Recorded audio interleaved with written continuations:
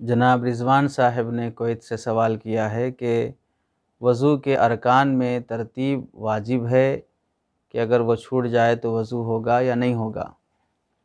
اس سلسلے میں دیکھیے کہ اللہ کے نبی علیہ السلام کی سنتیں ہیں وضو کی، تو اس میں سے ایک سنت یہ بھی ہے کہ وضو ترتیب سے کیا جائے۔ حنفی مسلک میں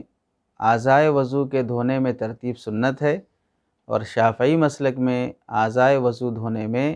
ترتیب واجب ہے، بلکہ ایک روایت امام شافعی کی رکن کے درجے کی ہے۔ چنانچہ امام شافعی رحمۃ اللہ علیہ کے مسلک میں اگر کوئی شخص بے ترتیب وضو کرتا ہے،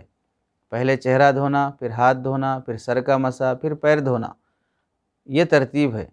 اگر کوئی شخص اسے الٹ دیتا ہے کہ پہلے پیر دھو رہا ہے، پھر سر کا مسح کر رہا ہے، پھر چہرہ دھو رہا ہے، پھر ہاتھ دھو رہا ہے، اس طرح ترتیب الٹ دیتا ہے تو ان کے پاس وضو ہی درست نہیں ہوگا۔ احناف کے پاس چونکہ فرضیت ثابت ہونے کے لیے نص قطعی ہونا ضروری ہے، اور نص ظنی سے فرضیت ثابت نہیں ہوتی ہے، اور ایسی کوئی نص ثابت نہیں ہے جس سے فرضیت مانی جائے،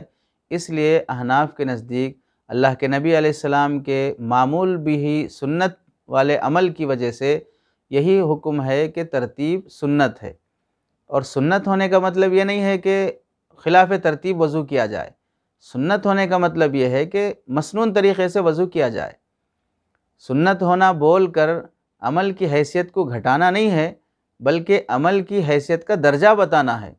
کہ سنت جب اللہ کے نبی علیہ السلام کی یہ ہے کہ ترتیب سے وضو کیا جائے تو ترتیب سے کرنا چاہیے، سنت پر عمل کرنے کا ثواب ملے گا۔ سنت ہونے کا مطلب یہ تھوڑی نہ ہے کہ بھئی آپ جیسے چاہے ویسے کر سکتے ہیں۔ لوگوں کا ایک مزاج یہ بھی ہے کہ جب کسی بات کو سنت بولا جاتا ہے تو اس کی حیثیت کو گھٹایا گیا یوں سمجھا جاتا ہے، حالانکہ سنت بولنے کا مطلب ہے کہ اس عمل کی اہمیت بتائی جا رہی کہ بھئی یہ عمل مسنون ہے، اس طریقے سے وضو کرنے پر آپ کو سنت پر عمل کرنے کا ثواب ملے گا۔ اگر کسی وجہ سے آپ خلاف ترتیب کرتے ہیں، مثلا کہاں وجہ پیش آتی ہے، بعض آفس اور کمپنیوں میں جہاں پر واش روم وغیرہ رہتا ہے وہاں وضو کرنے کی اجازت نہیں رہتی ہے، کہ اگر آپ وہاں وضو کریں گے کیچڑ ہوگا، گیلا ہوگا، تو اس کمپنی کی طرف سے اجازت ہی نہیں رہتی ہے۔ ایسے موقع پر آپ کو نماز پڑھنا ہے تو بعض مرتبہ امپلائیز کو ایسا کرنا پڑتا ہے کہ آپ باتھ روم گئے، وہاں ضرورت سے فارغ ہوئے اور وہیں اپنے پیر دھو لیے، پیر دھونے کے بعد آپ باہر آئے، باہر آنے کے بعد جہاں ہاتھ پیر دھونے کے لیے، ہاتھ منہ دھونے کے لیے واش بیسن ہوتا ہے وہاں پر آپ چہرہ بھی دھو لیے، ہاتھ کوہنیوں تک دھو لیے، سر کا مسح کر لیے، تو نیچے زمین پر پانی نہیں پڑتا ہے حتی الامکان، تو اس کی گنجائش رہتی ہے۔ تو اب ایسے موقع پر آپ پیر پہلے دھونا ہی پڑے گا تاکہ کمپنی کا اصول بھی نہ ٹوٹے اور آپ کا وضو بھی ہو جائے، تاکہ آپ باوضو نماز پڑھ سکیں۔ تو یہاں اگر کوئی بندہ خلاف ترتیب وضو کر رہا ہے تو اسے یہ نہیں کہا جائے گا کہ خلاف سنت کر رہا ہے، اس کی مجبوری ہے اس موقع پر۔ اب ایسے موقع پر اگر یوں کہا جائے کہ نہیں ترتیب سے کرنا ضروری ہے تو یا تو آپ کمپنی چھوڑو یا اس کا اصول توڑو، یا آپ بلا وضو نماز پڑھو، یا نہیں تو آپ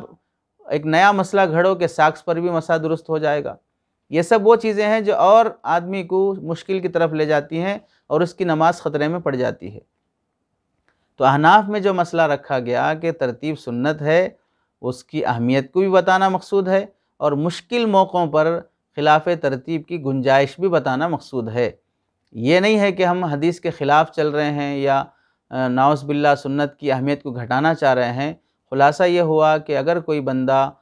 عذر کی صورت میں خلاف ترتیب وضو کر لیتا ہے تو اس کی اجازت ہے، لیکن ترتیب سے وضو کرنا ہی سنت ہے، اس میں سنت پر عمل کا ثواب ملے گا۔ اور دوسری اہم بات یہ ہے کہ چونکہ امام شافعی رحمۃ اللہ علیہ بھی ایک بڑے امام ہیں، ان کا اپنا مسلک ہے، ان کی اپنی دلیل ہے، اور ہمارا ایک قاعدہ بھی یہ ہے کہ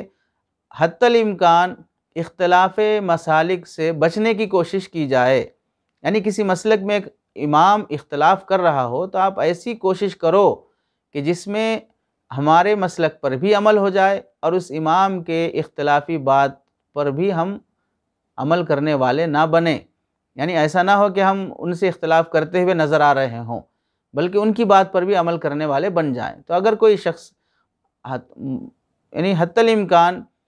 ترتیب سے وضو کرنے کا اہتمام کرتا ہے تو ظاہر سی بات ہے وہ ہمارے نزدیک بھی درست ہے، بہتر ہے، سنت ہے، اور امام شافعی رحمۃ اللہ علیہ کے حساب سے بھی وہ درست ہے۔ تو حتی الامکان اختلاف مسالک سے بچنے کا اہتمام کرنا چاہیے اور ترتیب سے ہی وضو کرنے کی کوشش کرے۔ خلاف ترتیب اگر وضو کر لیا جاتا ہے تو اس سے وضو ہو جائے گا، وضو لوٹانے کی ضرورت نہیں ہے۔